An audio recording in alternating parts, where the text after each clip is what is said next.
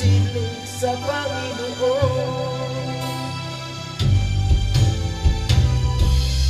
Bakit minsan kay daling nating lumingon sa Panginoon sa oras na tayo sagana na?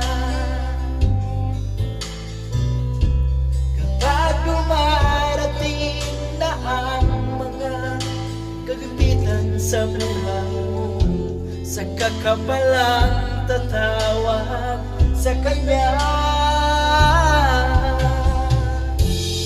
Huwag mawala ng pag-asa, kaibigan.